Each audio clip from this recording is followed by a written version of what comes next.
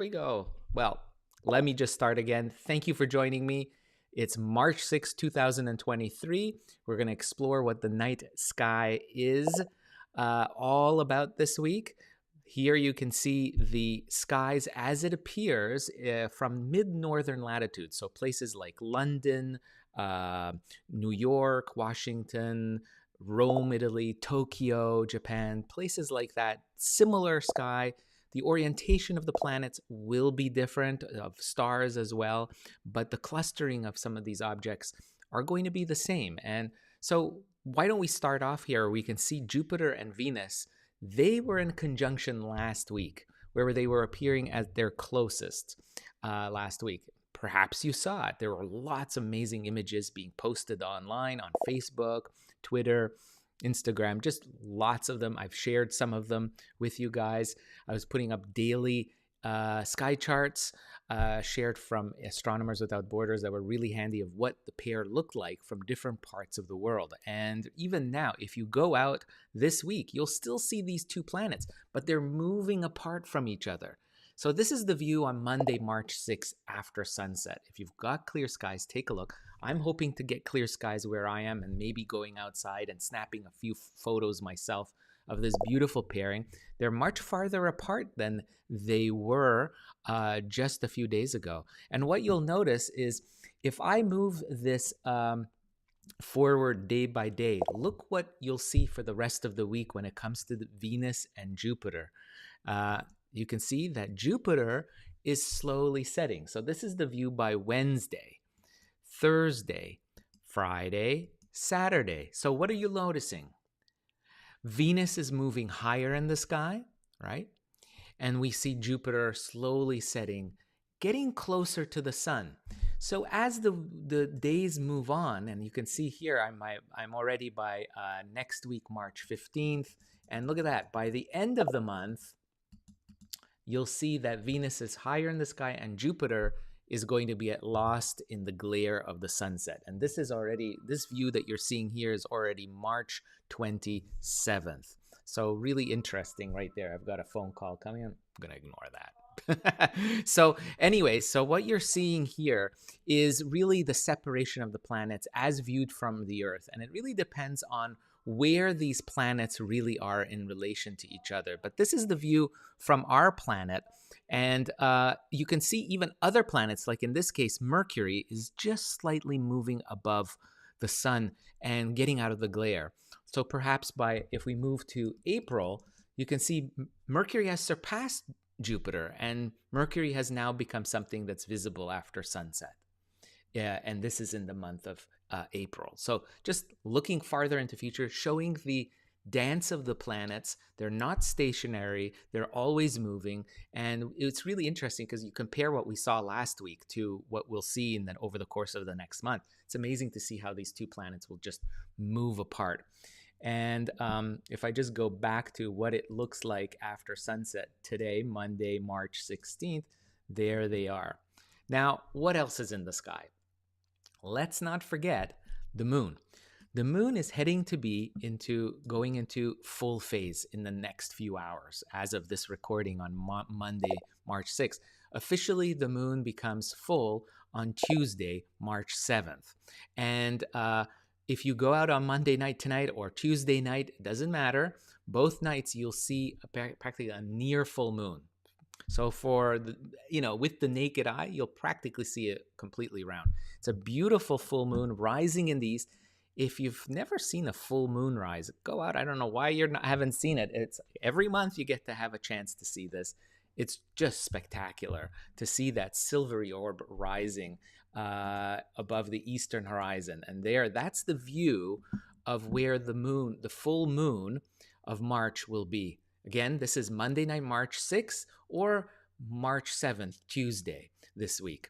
And the moon is situated Monday night well in the underbelly of Leo the Lion constellation. And close to it, just kind of above it, is a bright star called Regulus. This star used to be called Cor Leonis. Cor Leonis, meaning the heart of the lion. And The new name is Regulus, and it's about 78 light years away, this star. So a human lifetime is how long it takes for that light from this star practically to reach your eye. It's just amazing. Over 3/4 of a century to reach your eye. And so we're looking back in time when we're seeing Regulus, 78 years back in time. So that is where the full moon will be rising. If we move this into the next day, a little bit later, this is Tuesday. By Tuesday, the moon will be at the back feet of Leo the Lion, and entering into the territory occupied by the constellation Virgo, the Maiden constellation.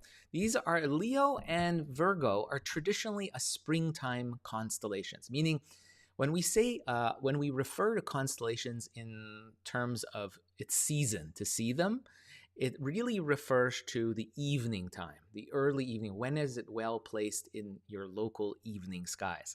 And generally, Leo and Virgo are really front and center throughout the springtime in the northern hemisphere, or the fall if you're in the southern hemisphere. So we're heading into that seasonal change, right? No matter you're in the southern hemisphere or northern hemisphere, we're very close to it, right?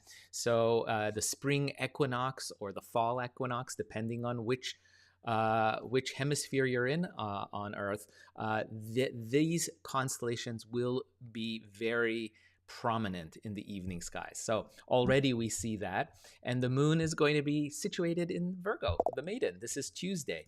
By Wednesday, look where the moon is making its traversing it into the morning skies. Already this is around 9 o'clock local time on Wednesday, March 8th, that I have it right now. I'm going to put it a little bit later, show you that the moon is going to be joined by another bright star that's traditional in the springtime skies, in the constellation Boötis. And that's right here. You can see it right there. And Arcturus is a brilliant star that is about 36 light years away. It is in the constellation Boötis, and it's one of the brightest stars in the northern hemisphere in the springtime. And it's the fourth brightest star in the sky, following only Sirius, Canopus, and Alpha Centauri. And it's really also known colloquially as the bear watcher. If you know why, if you think it makes sense, because guess what? There's the bear, the great bear, marked by, of course, the tail end of the bear and the back end of the bear, marked by, of course, the very famous Big Dipper, back end of Ursa Major, the great bear. So Arcturus is known as the bear watcher in some circles as well.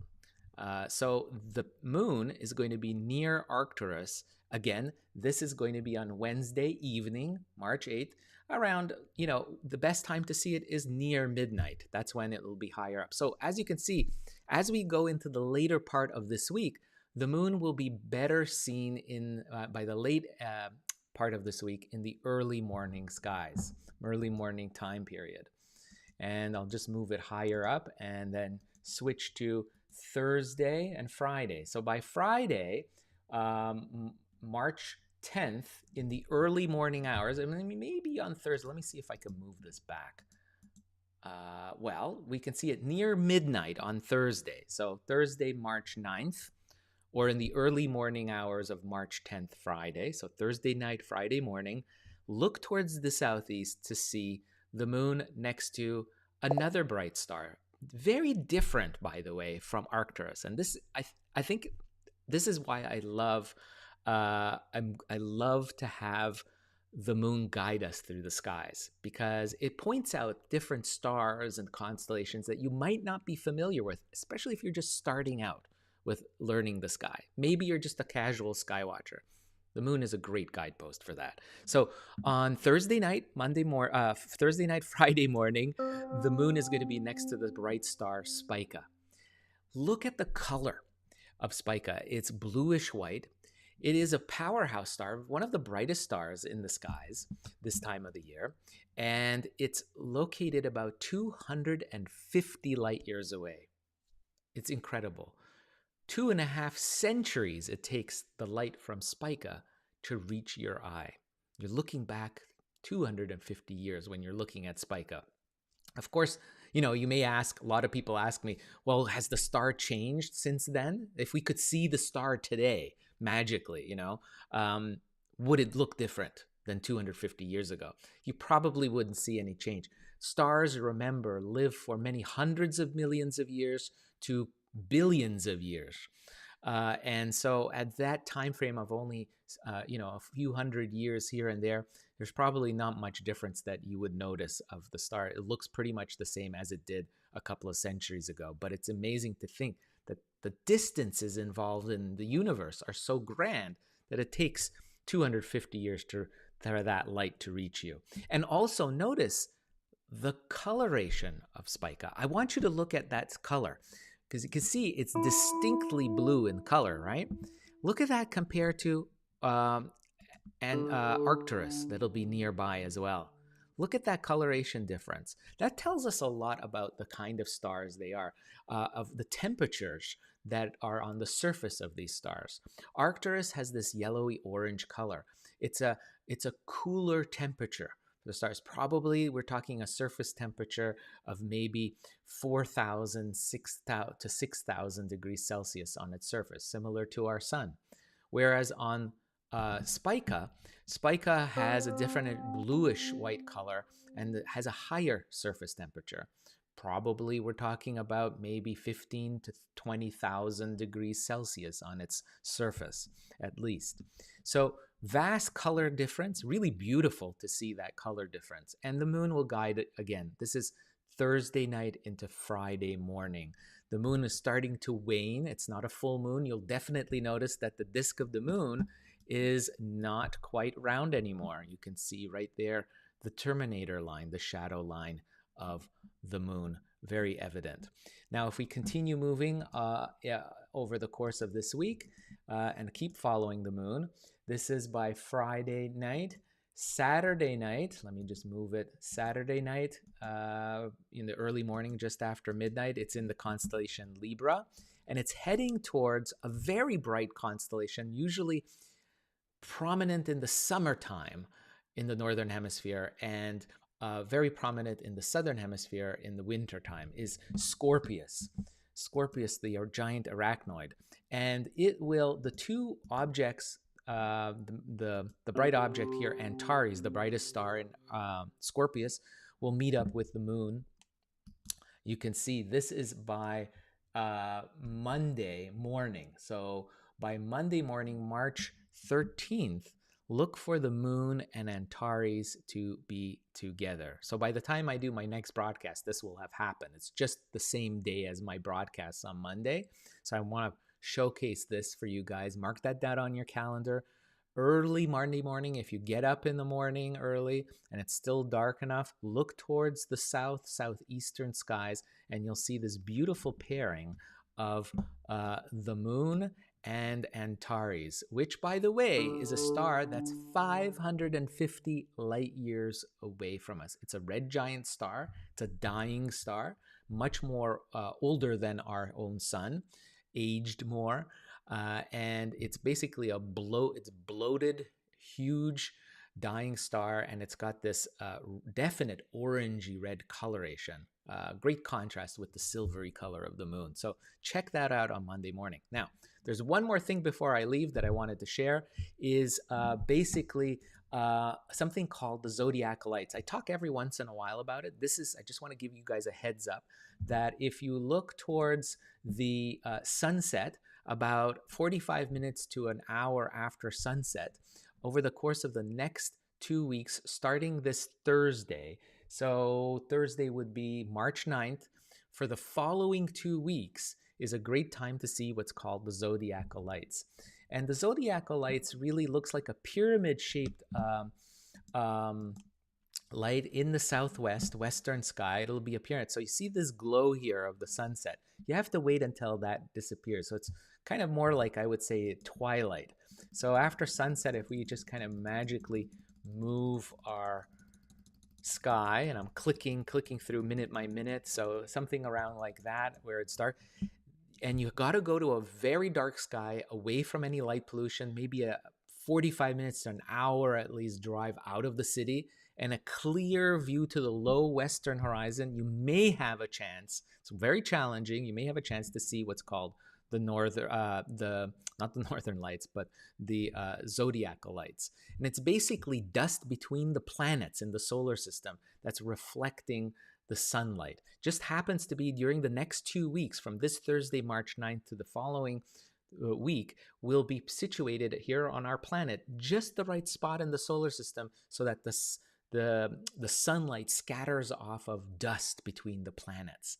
And it's that dust that's reflecting that light causes this pyramid-shaped light in the west.